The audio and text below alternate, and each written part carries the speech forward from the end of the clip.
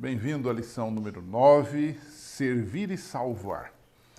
Esse é o tema baseado em Isaías, da nossa lição da Escola Sabatina. Esse canal se propõe a fazer um resumo da semana com você.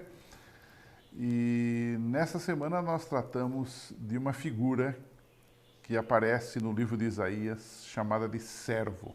Quem é este servo? O que ele faz?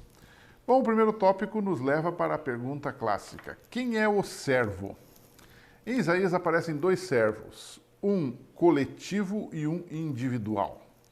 O coletivo, o texto de Isaías 41:8 já deixa claro que é Israel. Diz assim: porém tu, ó Israel, servo meu, tu Jacó, a quem elegi, descendência de Abraão, meu amigo. Mas no capítulo 42 aparece um outro servo prefigurado numa pessoa. O capítulo 42 diz no verso 1: eis aqui o meu servo, a quem sustenho, o meu eleito, em quem se apraz a minha alma. Pus nele o meu espírito, ou sobre ele pus o meu espírito, e ele trará justiça aos gentios. Então você percebe que este segundo servo é uma pessoa que tem uma obra abrangente, grandiosa. Então, temos entendido que o primeiro servo que Isaías fala é o próprio povo de Deus.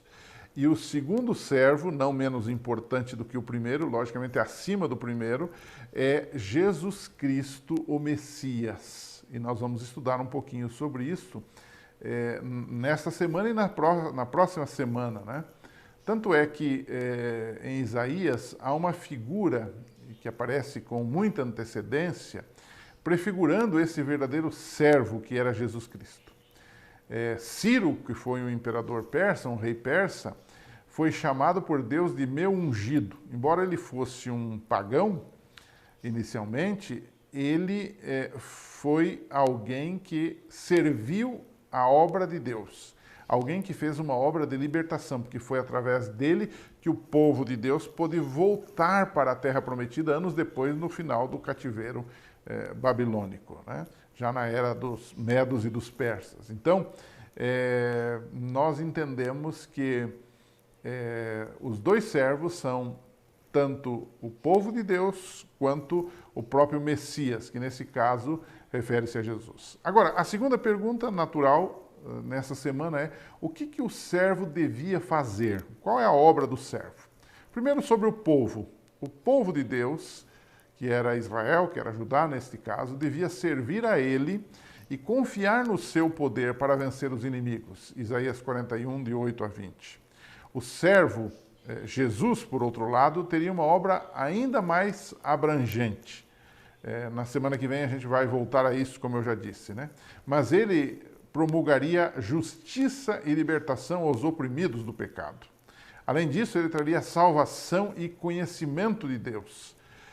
Ele traria paz sem fim sobre o trono de Davi e seu reino, segundo Isaías capítulo 9, versos 6 e 7.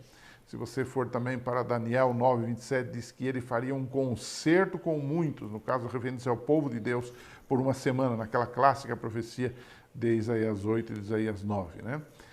O texto também diz: eu, Senhor, te chamei em justiça, e te tomarei pela mão, e te guardarei, e te darei por aliança do povo, e para a luz dos gentios, para abrir os olhos dos cegos, para tirar da prisão os presos, e do cárcere os que jazem em trevas. Isaías 42:6. Aí você percebe que este servo não é qualquer pessoa.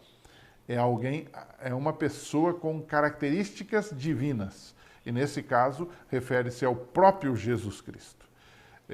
Que Deus lhe abençoe nessa semana, na execução ou na explicação desta lição, exaltando a figura maravilhosa do Senhor Jesus Cristo, o servo de Deus. Semana que vem, a gente continua com esse tema, agora já falando mais especificamente da obra salvadora e sofredora do próprio Jesus. Agora nós já vamos pular para Isaías capítulo 53. Até lá, a gente se encontra por aqui. Um abraço, que Deus abençoe.